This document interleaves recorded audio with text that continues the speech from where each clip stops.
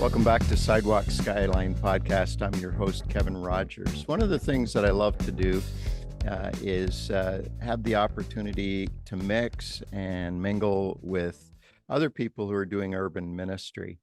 And I had that opportunity at the end of May when I attended and spoke at the Anchor Ministerial Fellowship Conference in Cambridge, Ontario. And my guest today was another one of the presenters. And we sat together, which I don't know if was a good idea because people probably saw us snickering and chuckling through sessions, not because anything was funny, but just because we're awkward people who laugh at inopportune moments. And that's what you want in a conference, right, Kevin? Right? Yeah, that's what you want. Yeah. Yes. Yeah. So welcome, Dave Carrol, lead pastor at Freedom House in Brantford and co-host of a podcast known as Two Wise Fools alongside Aaron White in Vancouver. And if you go through my list of podcasts that I listen to, they're pretty serious podcasts, but you guys are a huge relief to me. I put you on. We may not be in the serious podcast list. No, you're not in the no, but you got some good 1-2 punches using comedy and really enjoying listening to it. So wonderful. Yeah. So Dave, we've been Facebook friends for several years, knowing many people in common, but I don't know if we ever messaged each other or acknowledged each other in any way other than, oh, here's somebody that should be my Facebook friend because he knows people that I know. And you get to know people a bit by looking on their profile and seeing what kind of things they post. And in fact, it's a great pastoral tool. You know, I don't know how many times I'll be in some setting and I'll look around the room and you do the pastoral scan of, okay, who's here that I should probably be connecting to, and then I'll discreetly look on my Facebook. And yes. Is that do I know this guy? Is that Dave Carrol? Yeah.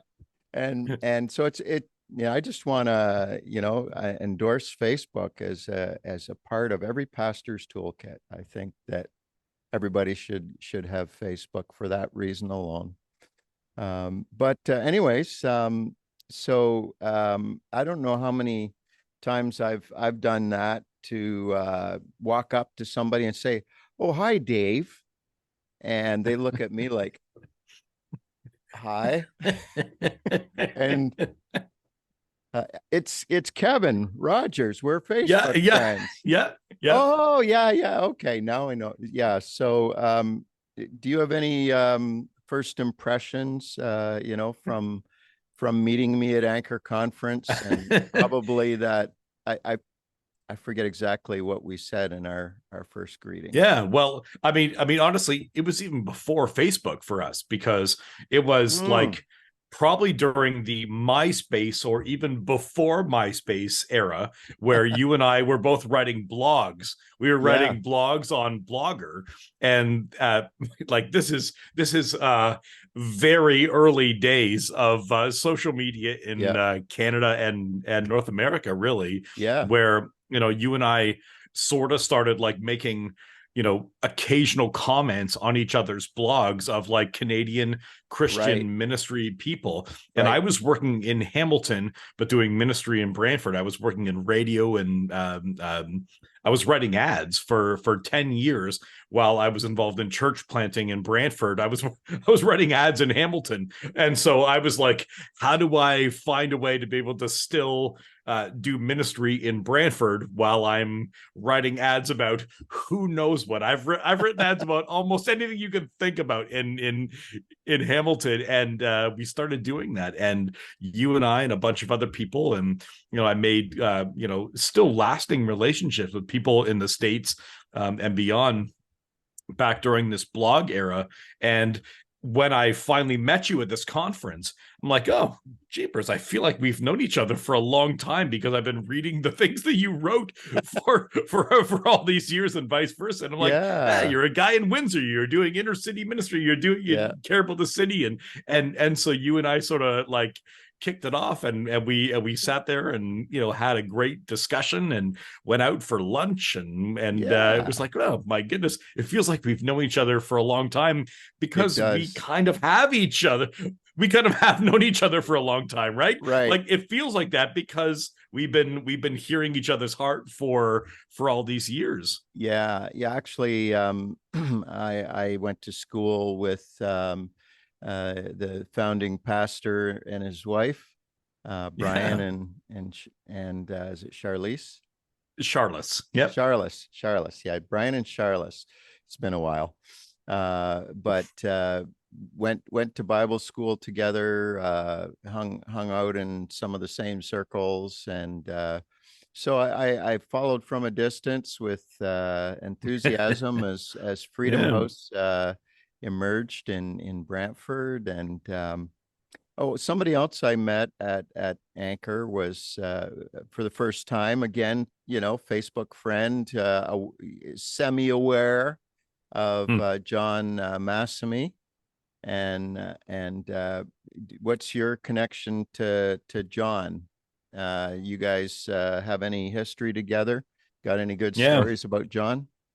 Well, John moved to Brantford and has had a fascinating, like many people, like multi-denominational background. Like some people are, you get in a denomination and you go forward from here to eternity in many generations, but that's not the story for everybody. And so Yeah, he's got a bunch of different, like a varied background, and currently he works to be able to serve folks in Kitchener-Waterloo. But when he was in Brantford for a while, he was an Anglican priest. And I actually, I told the story at this conference of where we have a mutual friend who is he's an atheist guy who is he's like a marketer, does websites and logos and all these things, and he began to be interested in Christianity and faith, and he got to know both Jonathan and I.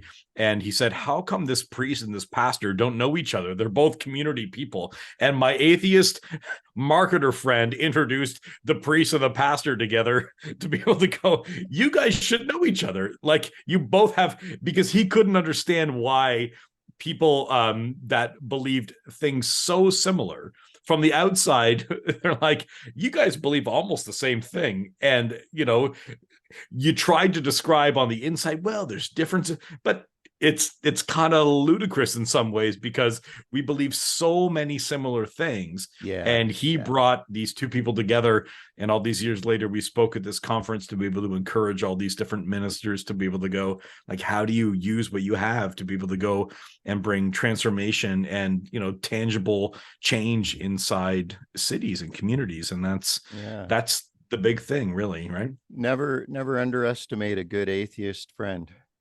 Yeah, I never have. I never will. Yeah. Um, so tell me about Brantford. Brantford's a city that I've been to and through many times. And being an urban guy, I do the detour and I drive around downtown, and Yeah. I love looking at old buildings and driving along rivers and seeing who's on the streets. But tell us about Brantford, and maybe tell us about Brantford then and now. I mean, you're talking about a city that you've got a significant Yeah. lifetime in. Well, I'll go second, but why don't you tell me what you think about Brantford? Like from somebody who's from Windsor, I'd love to hear like what your perspective is about this city. Well, Brantford, for me was one of the first smaller cities where I became aware of Hmm. parallel urban ministry taking place. I Hmm. mean, urban ministry has taken place in small cities, but when you sort of enter into the foray yourself, you tend to, it's like when you buy a Prius and you're driving around and I never knew there were so many Priuses on the road. Yeah, no, it's good. You start paying more attention. So um for the most part, I've seen Brantford probably in its more developed days, not in the days of the crash when Massey Hmm. Ferguson left, Yeah, and I wasn't really around Brantford too much then. But yeah, it's got that small Canadian city feel. It feels like a small town that just kept getting bigger, yeah. and but also Hmm. just like all our cities, an increased presence of hardship on the streets. Yeah. Yeah. Yeah. Well, I mean, I'd say about 10 years ago, I was in, it was sort of a, one of these like morning, um, like, marketing meetings where it's like it's a service group and we're doing a think tank kind of deal. Hmm. And the thing that came out from this 10 years ago was it's a small town feel and it's a big city vibe. And I think it was a pretty good description of Hmm. Brantford, but it's been a city that has been really fighting for that, because to me that was sort of like that's where we were holding it up as, this is what it could be and should be. But Hmm. it's really been fighting to get there, and Yeah. in the 70s, 80s, it was a really big blue collar town. You mentioned Massey Ferguson. It was when I was a kid, you heard guys talk about the combine. Well, when the combine was here, and that's what Massey Ferguson produced, was combines, but they just called it the combine. When the combine was here, things are really good. When the combine was here, everything was wonderful. But when the Yeah, combine left, and yeah, it that was so sounds funny very that they just, urban. yeah, yes, that's exactly what it was. And it was this blue collar thing that, Southern Ontario kind of used to be. And this industry left, and it left a lot of people out of work, and it really took its toll. And when I was growing up, I'm late or mid 40s. I guess I'm mid 40s, 46. I actually had to do the math this week. I'm 46. I My kids had to remind me how old I was. Once you get to a certain age, you don't really remember. But 46, and when I was growing up, everybody wanted to leave Brantford. That was what you wanted to do, because you're like, well, I've been told there's no jobs here. I've been told there's no future here, and we all wanted to go. And as we grew, there was a growing number of people in the city that stayed and said, hey, why don't we work together? Why don't we go into different areas of influence in the city, between church and between business and politics and all these different things? What if we did this and we all sort of like pinkies in, like let's do this together, and let's kind of like make this a better city again. And over time, it sort of has happened that way. And we've been through some ups and downs over the last bunch of years. We had a really great resurgence in our downtown, where we saw some incredible transformation between just absolute poverty in our downtown. And we saw a great big wave. And then right before COVID hit, and I'm sure there's been a topic of conversation on your podcast, but between fentanyl and opioids and all these different drugs that have ravaged many cities in Ontario and our country, and probably even wider, it really took a big hit on our downtowns and urban areas. And then COVID hit, and then everybody was in their homes, and um, people sort of forgot about the impact of these savage drugs in our downtowns. And it's a very different situation than it was at the high times, even maybe like 5, 6, 7 years ago. And our cities are really struggling. Our cities are really struggling, and it doesn't mean that they can't come back, but it means that we have to even think with and think and see with a new mind and with different eyes than we even thought and saw 5, 6, 7, 8 years ago. Yeah, yeah. The next episode, I'm going to be talking with John Massamy about asset-based community development, and that's kind of his wheelhouse and in Kitchener. But having been here the length of time that I have, we've also seen some of that dynamic shift happen, in particular in the neighborhood where our church is. It's gone from high crime to low crime, from boarded up to entrepreneurial business district, and but as good as all of those things are, there's the dark side, right? The displacement of the poor. If we don't find meaningful ways to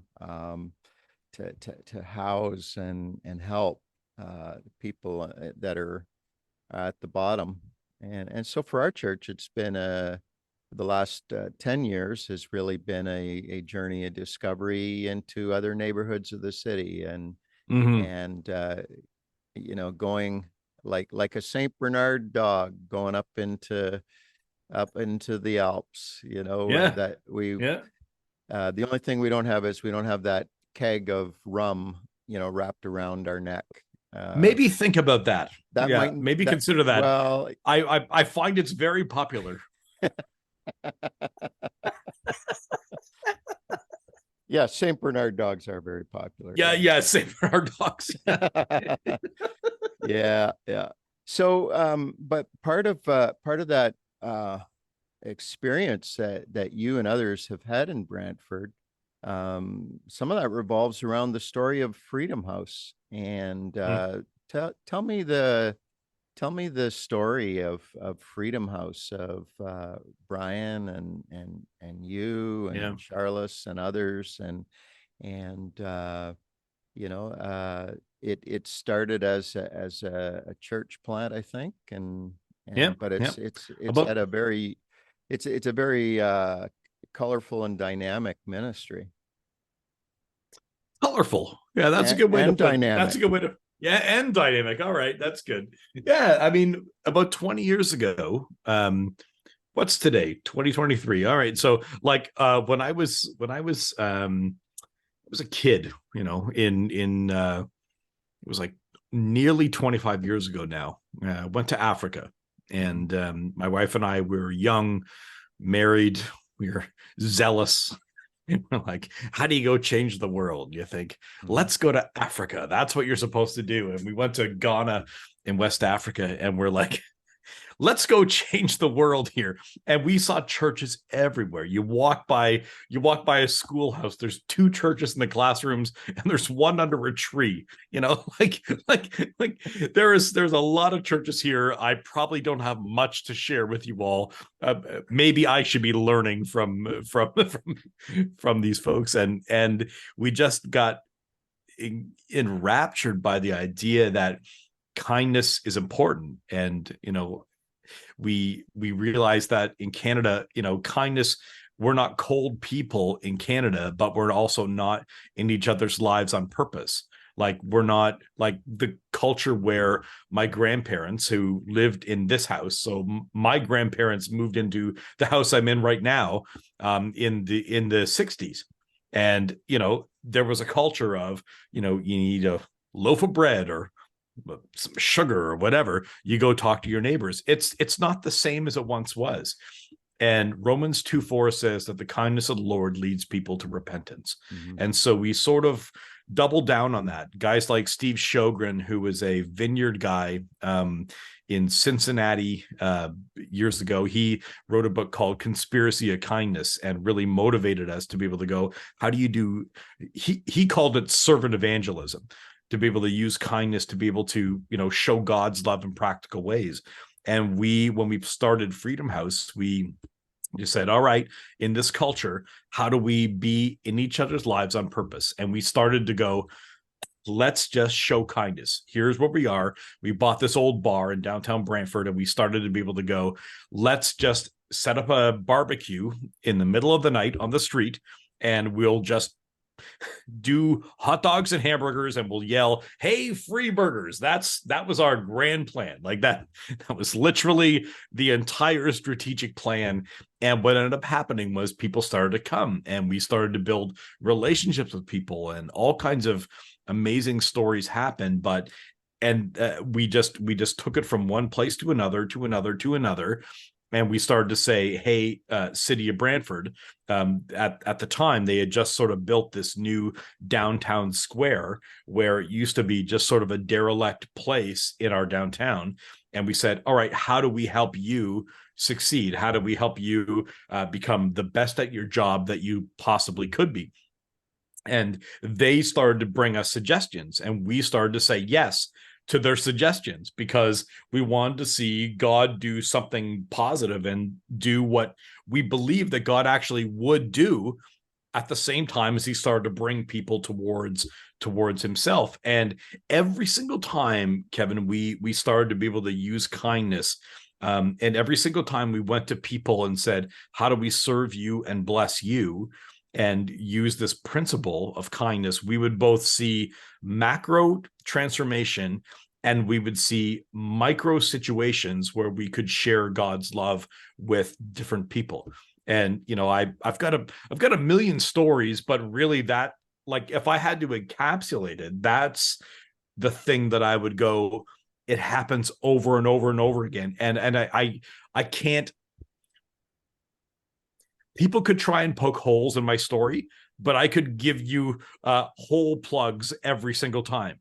Every time you use kindness, every time you just show God's love in a practical way, because I look and go, and I've lived my life as Captain Kindness. We may talk about this or not, but like I've dressed up like a superhero for a lot of years in different situations. And every time we've used kindness, we've seen God solve macro needs and use micro situations to be able to show his love to different people, like of different, all sorts of different stripes of life, between people who are, you know, hungry and desperate on the street, and people that are influential in cities. And it's been unfailing.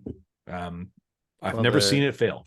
The culture seems to be telling us with a lot of movies that we need more superheroes. And I'm not even a superhero guy. Like I've never owned a comic book. I'm not even a superhero guy. Okay. And yet somehow. Okay, I'm gonna find a picture and post it in the show notes of Captain Kindness. But if people are listening to the audio format, can you do us? Well, first of all, let me describe you. You, Dave, are a bearded gentleman like myself. And any pictures I saw of Captain Kindness, there was no beard. So no, that's right. Is that a fake beard you're wearing? It's not a fake beard. It's a real beard. Okay. It's an eventual beard. Okay. I've been doing this superhero for a long time. Every now and again, I still do it. But back in the day, I was not the white bearded gentleman that you and I both are now. Yes. So. Well, you are a man of average height and average weight. You wear glasses, but tell me about what the transformation looks like when you become Captain Kindness. What does he look like? Well, because you could just, Dave, you could blend in. You could blend in with admin. You could blend in with pastors. Yeah. You could blend in with blue collar. But then, Kevin, at one point, I donned the cape and the leotard, and I become Captain Kindness. Brantford, do you believe that kindness can transform a city? And I've done this thousands and thousands of times in my life. And the way it started is that many years ago we decided to put a float in the Santa Claus parade inside Brantford, and we said, all right, let's just go ahead and do this and jump in. And the theme in the Santa Claus parade that year was kindness. And so we were, as we've been praying, we're like, yeah, kindness is going to be our key to be able to see, things change in our community. And without thinking much about it, we said, well, let's put Dave in a leotard and stick him up on the flatbed truck, and we'll call him Captain Kindness. And that's what happened. And I said, oh, Brantford, can kindness transform a city? I believe it can. And we won the award. We won the award for the best float in the Santa Claus parade that year. And I started to get calls. You go, can Captain Kindness come to my school? Can Captain Kindness cut the ribbon on my fish and chip stand? And that's what ended up happening. And all of a sudden, this ordinary life, I mean, it wasn't all that ordinary at the time, but I mean, this ordinary life became this superhero. And now I walk down the street and people salute me and go, Captain. And like people, honest to goodness, like I've won 2 different awards from the Queen of England. I'd like off to my right, I have medals and pins and stuff from the crown. Wow. And I'm like, it's bananas how impactful it's been. And I always had a hard time trying to justify the amount of influence that came from this ridiculous character. But there was a time that one of the things that the city asked of us was, can you help with the city was doing movies in our downtown, and they asked, could we come and do the pre-show for the movies, and can Captain Kindness come, and I would do like movie trivia, do games and all this stuff. And the way that we were situated as our church at the time was the square was over here, and then probably 100-foot walk or so, 200-foot walk was the former mall where the church was. And the walk between the public square and the mall was, I used to call it the gauntlet. So because there were all these different bar patios that were out there, and I would have to walk at the end of my little pre-show down this gauntlet of drunk guys on the patios, understandably shooting cat calls at me, man. And they would go, hey kid, and I would go, hello citizen. So clearly I understand their situation. So I'm going down this gauntlet, and one night this guy comes running over to me. He goes, Captain Kindness, Captain Kindness. And I said, hello. And he came up to me and he said, hey, Captain Kindness, I just want to let you know something. He said, today I was downtown and somebody was hungry, and he asked me for some money. And I thought to myself, what would Captain Kindness do? And he said, and I took him out for breakfast, and he told me about his story, and I told him my story, and it was fantastic. And I just want to say thank you for that. And then he just went away. And I went, holy smokes, that's pretty incredible. Wow. Never underestimate a man in leotards. And that's the lesson today. Yeah, but I'm like, any little thing, Kevin, any little thing done in Jesus' name with, functioning in the fruit of the Spirit and with his character, when, you say in church over and over again over the years, anything you do in Jesus' name, there's power in it, but it's a real thing. Like it's actually a thing. So do you think if Hollywood picked up on Captain Kindness and said, oh, we need him in the Marvel universe, we need a whole new shtick around the fruit of the Spirit, that's what Hollywood would say, right? And I want Kevin Costner. I'll do it if Kevin Costner can be me. Yeah, then I'm fine. Okay. Yeah, I give full license to.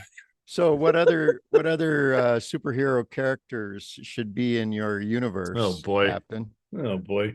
Surely one superhero is not enough to save a city. No, there's not. So one summer we gave it a try, and we created these other superheroes. So there was Captain Kindness, and then we made Guy Normus.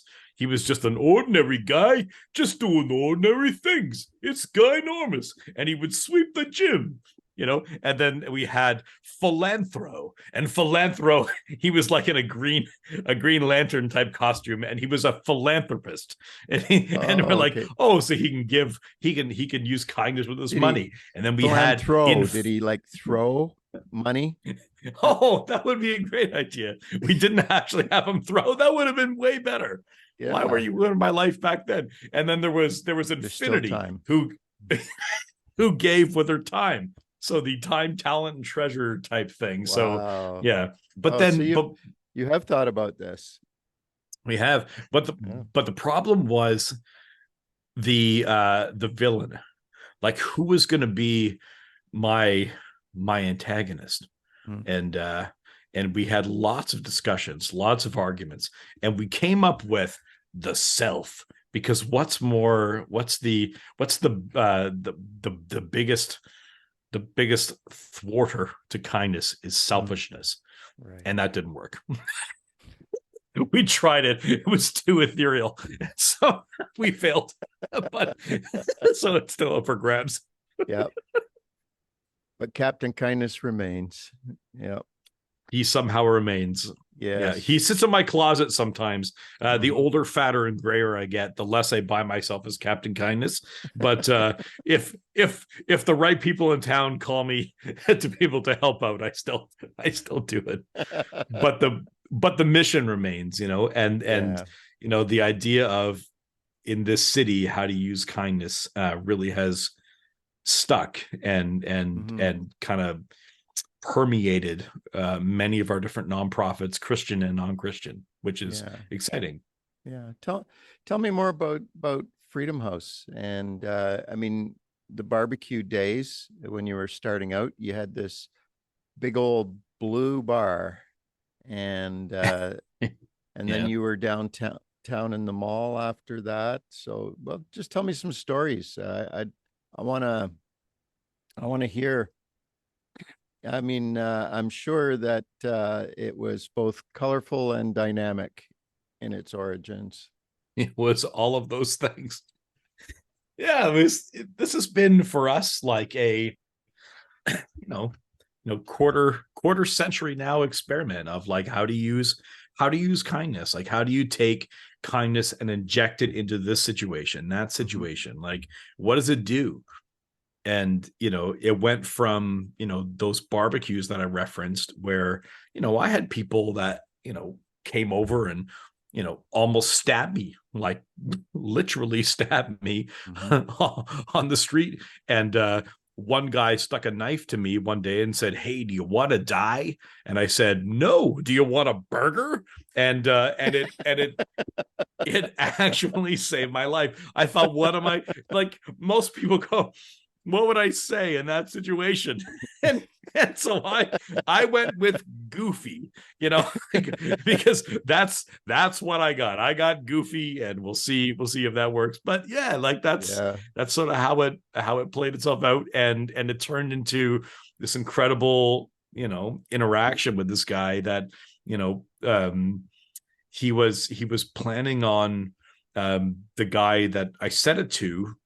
It turned into a distraction for him. And the guy who he was with was planning on, committing a pretty violent crime that night. And it turned into a situation where he didn't commit that crime. And he reached out to me the next day, and goofiness and a free burger turned into him, changing the entire trajectory of his life.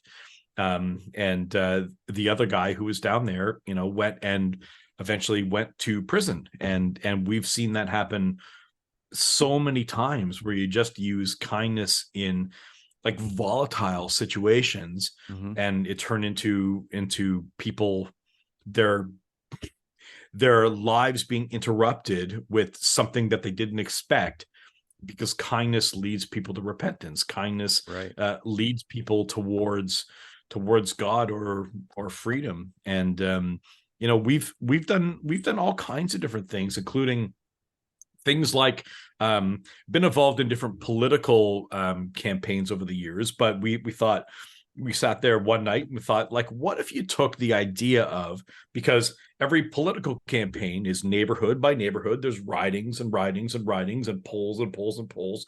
Well, you're trying to be able to sway the atmosphere of a neighborhood. Well, what if we used kindness to be able to do the exact same thing? And so we've done things like a kindness campaign where we've knocked on people's doors and go, hi, I'm Dave Carrol. I'm from the Kindness Project. We're from Freedom House. We're the people that do this downtown carnival and Captain Kindness. And we're asking you if you would be kind to your neighbor for a week. And that's all.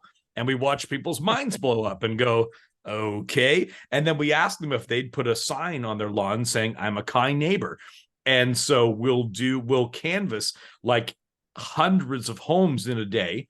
And then we put these like campaign style lawn signs on their lawn saying, I'm a kind neighbor. And we ask people to commit for a week to be kind to their neighbor. And then all sort of like, skulk around the neighborhood and listen to when people come home from work. All of a sudden they have their conversations going, you're a kind neighbor, are you? Well, I'm a kind neighbor. Well, I'll make you a pie, or all these different, all these different bizarro things that neighbors start to say to each other because something a little bit absurd and interruptive has come into their neighborhood. And then after a week or two, we do another thing where we invite people to a free barbecue to be able to like meet their neighbors, to be able to go, hey, you're kind, I'm kind. Let's get together and build relationship.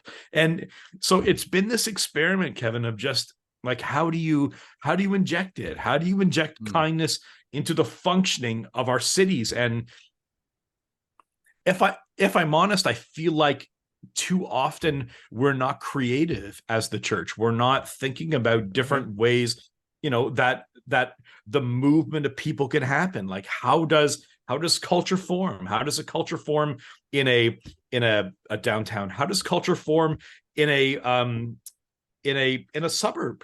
Like, right. How do you get people talking to each other? How do you form the base functioning level and culture of different areas in our urban world? And I think all of it's important.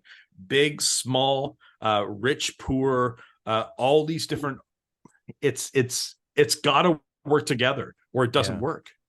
Yeah, we need to stir up the compassion entrepreneurs, the people who are thinking of, that's never been done before. What if we did this? And go for it. And or not be afraid to experiment too. And that's a tough thing inside churches. Like I'm not entirely sure who the audience of your podcast is, but I'll tell you that many of the when I've gone and spoken about these kind of things, the feedback that I get from different people that may be pastors or leaders, and they go, hey, that's great, thanks so much for telling me this, and they're being sarcastic, and they're like, yeah, but I can't get my board to give me $20 for an outreach, so thanks for nothing. We have to be able to begin to tell these stories and begin to think about ways that we can inject these things into our neighborhoods. Right.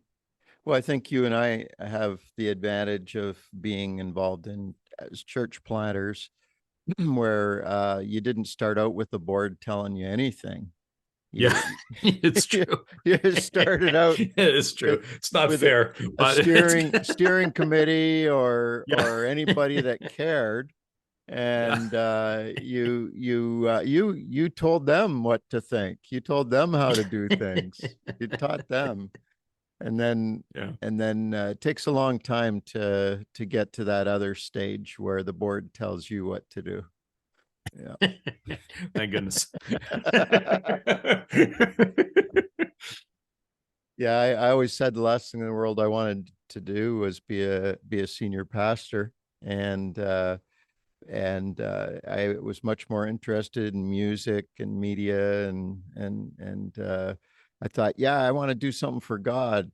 I just don't want to do it in the church. And but God actually introduced me to who his bride is, and I fell in love with her, the church. Yeah. And me too. And she's a wonderful thing.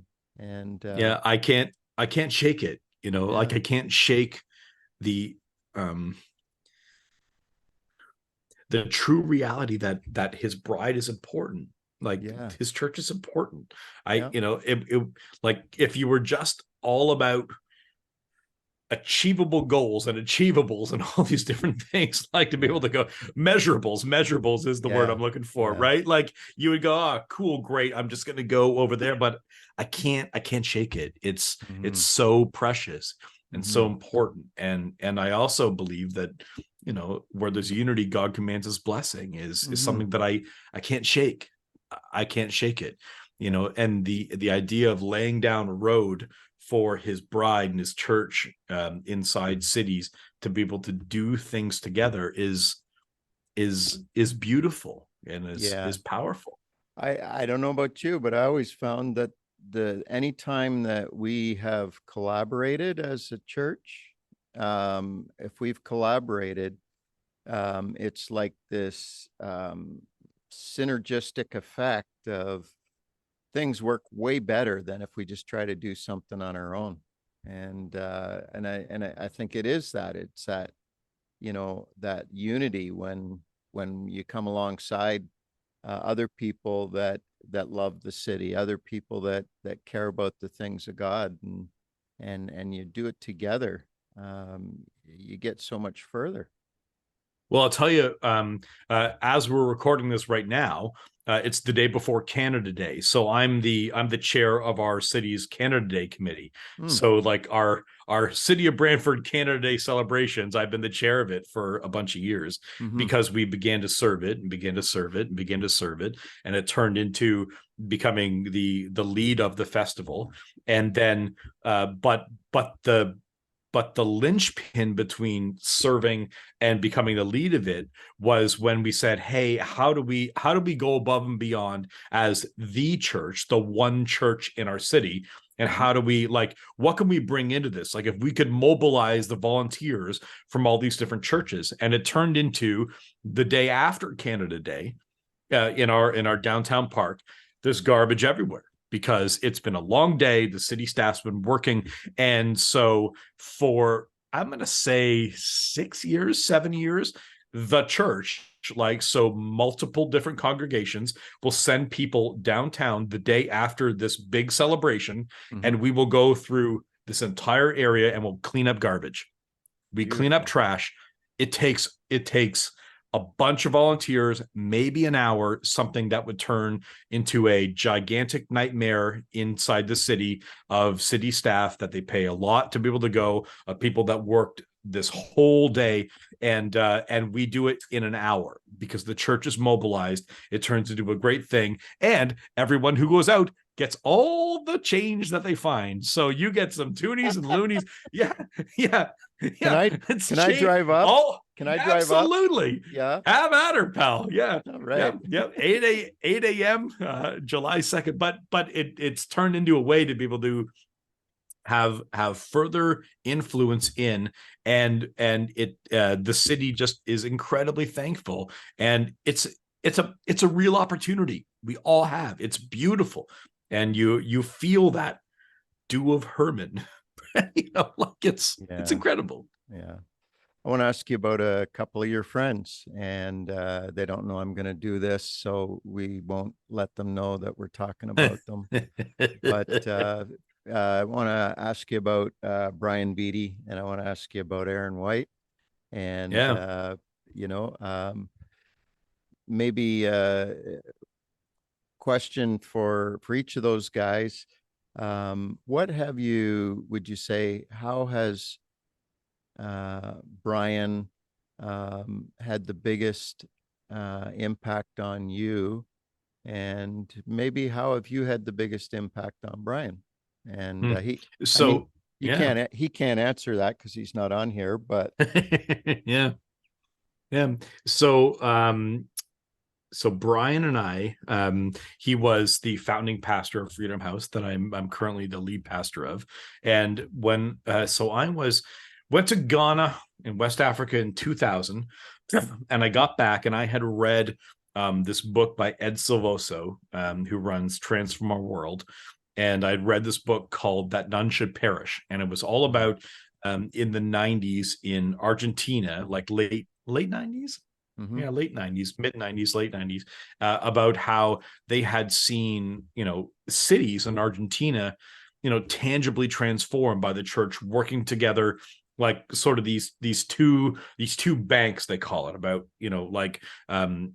city unity, like people coming together, the church working together and meeting the felt needs of the community first, because you meet the felt needs and then it opens the door to meeting sort of the real spiritual needs. And these two banks, and I read this book and I'm like, man, if this is for real, like this is the only thing I ever want to do with my life. Like, yeah. If this is legit, this is the mission. Like, how do you go and change a city?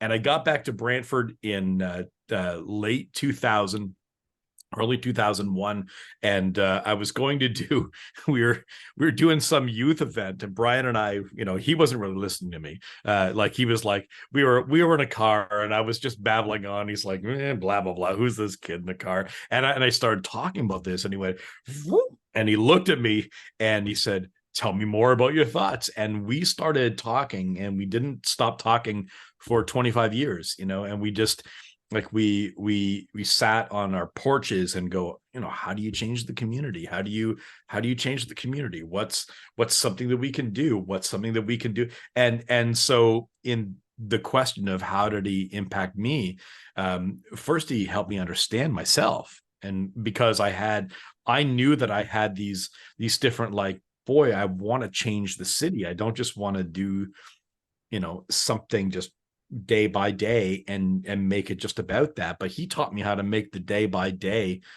into something. It says in the Bible that we're called to disciple nations. Like, this was part of what Jesus said as he left. He's like, all right, cool, great, go and disciple nations. And we all went, huh, what does that mean? Right. And so he helped me learn that the things that are inside of me actually are meant to disciple nations, but they're not just meant to go and, like, conquer nations. They're meant to be able to go and show his love in practical ways. And then God uses it to be able to change how people function and think. And that meant the world to me. Mm-hmm. So it sounds like Brian Beatty was like Alfred to a young Bruce Wayne. Do I get to be Batman in this situation? That would be great. Sure. Imagine. That, I don't know if Batman is known for his kindness. I'm not sure I do either, frankly. Like, I'll tell you honestly, Kevin, I was a bully in high school. Like, I was known as a bully. Yeah. So my Captain Kindness persona, there are many people that still sometimes say, I cannot believe that this is what your life is. Like, I was a bit of a jerk to many people. In fact, I used to target Christians. Wow. I used to go, oh yeah, I was polished more than Captain Kindness back in the day. I grew up in the church, and I'm like, I know who you are. I know what you're supposed to be. And when I was away from God, I would find Christians and I would try and make them cry. And I was good at it. Like, I had to do a lot of repenting once I found Jesus when I was in my, like, late teens, early 20s. And so it was, I live with incredible ironies. So I am Captain Kindness through Christ alone. Hey, every superhero story starts in crisis, Yes. Yeah. And you had a crisis of character, and you said, yes, I did. I'm a turd. I'm mean. For such a worm as I. Yeah. And I'll mention Aaron White. So you asked about Aaron. So Aaron and I do our Two Wise Fools podcast. So we started doing this podcast, I'm going to say early days of COVID. So Aaron and I have known each other for 10 years. So we used to be on the leadership team of 24/7 Prayer Canada. 24/7 Prayer International was started by Pete Gregg back around 2000, I believe. And he saw a red moon rising back in 2000 and wrote this book, Red Moon Rising, about, he just started gathering people in the UK to be able to, get together and sort of tag team people praying for an hour and then tagging off and praying for an hour and praying for an hour. Beautiful book, like really significant prayer ministry. And at the same time as IHOP was sort of starting with Mike Bickle, this 24/7 prayer movement was starting, and God just sort of birthed these two really significant, beautiful prayer ministries. And so I had a book pusher back in the day give me the Red Moon Rising book, and I'm like, God, this is great. This sort of fits in our how do you change the city type thing. And so Aaron and I got on this team, and Aaron was an early adapter of this. Like, he was the national head of this for a lot of years. And him and I were drastically different. Like, we were on different sides of the political spectrum. We were different in so many different ways. And when we would tell jokes with each other, it was beautiful. We just made each other laugh so heavily. When we would get into meetings, we would often disagree so vehemently that at one point he even kicked me off the team of a national prayer ministry because he's like, because I'm the leader of this. You're it's like, no. And I'm like, perfect, great. I think I'd rather be off, and let's just keep on making jokes. And him and I would make jokes about Scott Oak from CBC Sports and all these different things. And then when COVID hit, him and I, we were one day on Facebook just making joke after joke after joke. And we realized that we weren't laughing enough in our lives, and that him and I made each other laugh. And almost immediately, like, it was this quick thing. One of us said, hey, should we do a podcast? And I said, what's a podcast? I'd never listened to one before. And so I listened to a few, and I said, and I don't even know who said it, but we said we should call it Two Wise Fools, and we should make it mostly funny, but with like 30% interesting, inspiring stuff. And we agreed to do it almost immediately. And then we researched, how do you do it? We figured it all out. And we have now done like 127 straight Mondays. We get together online, and it's like this investment in laughing with each other. And we're like, he leads it's a church called Jacob's Well in the downtown east side of Vancouver, but he moved into the poorest postal code in Canada many years ago. And honestly, I don't know anybody who lives the incarnational life with the poorest and the most hurting in our country more than Aaron. I can't speak more highly of his life and his family's life. Like, he has raised his kids in the middle of a situation where the people that are the most addicted to drugs will actually stop shooting up drugs in some cases. He told me stories years ago of when his kids would be walking home from school, and out of respect for him and his family, because of what they do to be able to serve this area, that they'll actually stop and make sure that their kids wouldn't see them taking drugs as they walk by, out of respect for him. And it's just he's an incredible man, and has an incredible heart for prayer, and people really in tough situations. And him and I, once a week, just talk about sometimes absolute ridiculousness, between bidets and whales wearing salmon on their heads, and like, I mean, honest to goodness. And it's been my, if I look back at COVID and this whole time we've been through, it's been my favorite thing in my life that's come out of it. And him and I, just once a week, it's my Sabbath, actually. Like, it's my day off. I go, let's get together and laugh. And it's beautiful.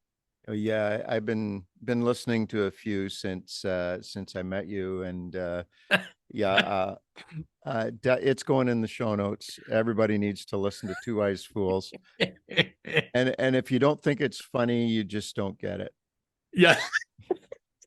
And you may not, but you may not, but that's all right. We've resigned ourselves to the fact that people may not think it's funny. yeah. But you and I went out to lunch when we first met each other. I'm like, I think this guy might think the podcast is funny. Oh yeah. Oh yeah. Yeah, speaking of Jacob's Well, I've known about it for years, going back to when Joyce Heron used to be there, oh yeah, a few years ago I was in Vancouver, and a friend I was visiting took me downtown. We drove past East Hastings, and I got to see it, and it was very visually disturbing. But at the yeah, same time, I had seen similar things in Toronto and Hamilton and yeah. other cities. But I was just in Vancouver in earlier in June, and was on a uh, a school bus going to the aquarium with 50 other Mission Canada Mm, workers, and we drove through East Hastings, and it was worse than yeah, I had seen it, and it's like, I mean, it's like driving through a horror art installation. it's true. Every block I'd see, 50 to 100 people, and a third or half of them were like bent over in a frozen position from the drugs they were Yeah. using, and people just nestling up in a cardboard somewhere, and I didn't want to And go to Kevin, the we've we've had moments on our podcast where we're recording and we're talking about, just gibberish yeah, sometimes, and he'll look out the window. You can see, out the window, and there'll be somebody who is ODing outside of his yeah, front door. yeah, Like, really, it's the situation out there. And we talk a lot about the fact that you do have to laugh sometimes, and it's not being insensitive, but you do have to be able to find the joy in the middle of it, and the things yeah, yeah, that are life in the middle of it. And you can't just be um destroyed by it constantly, because you're called to be able to bring life in the middle of it. And and so it's, I sometimes sit back and am flabbergasted at the yeah, fact that can happen. But yeah, it does, and it sort of has to, because I don't think this is unique. And you and I talked about this, between Brantford and Windsor, and Brantford and Windsor have somewhat similar demographics. mm-hmm. And I would say, in Brantford pre-pandemic to now, it's probably double the issue it was. I would Yep, imagine in Windsor. I was in Ottawa recently and talked to yep, some folks that work with the homeless in Ottawa before the National Prayer Breakfast, and they were saying for sure it's double in Ottawa pre-pandemic to now.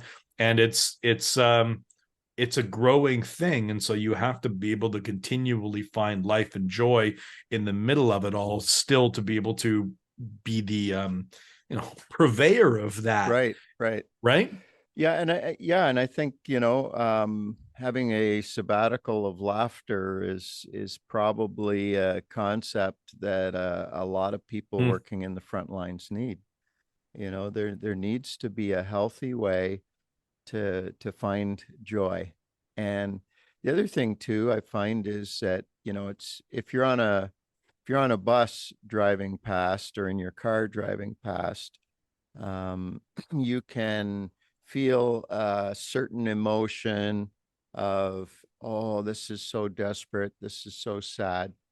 But when you walk among the people and they become your friends, yeah, there's there's just it's a tragic comedy, right? You know, there's horrific things, but in the warmth of friendship and knowing people, you find how much Jesus is present, Yeah. and and how much generosity of spirit there is among the poorest, and how much beauty and joy there is in the most unlikely of places.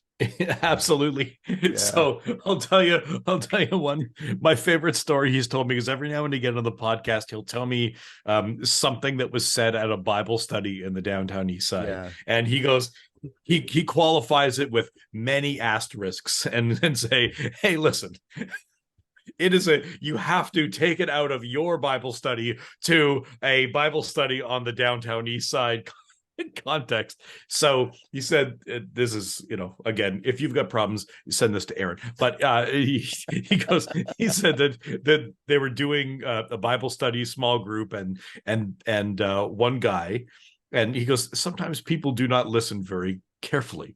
yeah, You know, as things are going on, people are off in their own little worlds, and the one guy, one night, was he was lamenting the fact that he probably would never have romantic love, and he was talking about, you know, he was dealing with poverty and homelessness and some of the different kind of physical stuff that comes along with that sometimes, and he's like, yeah, I just don't think that I'm ever going to be able to find romantic love. And another guy in the small group who wasn't paying much attention, all he heard was, I don't think I'll ever find love. And he looked at the guy and he said, why don't you just get a dog?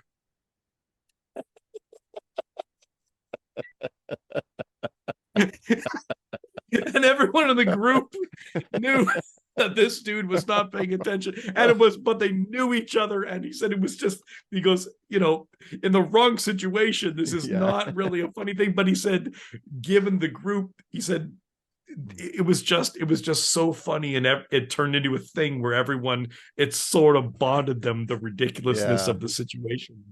Anyway. yeah. Would you like to die? Would you like a burger? Yes, yes, yes, indeed. Uh, Yes, indeed. yes. Humor is our friend. Uh-huh. Here, here. Here's Um, hoping, at least. Yeah. yeah, yeah, Or yeah. I'm in trouble.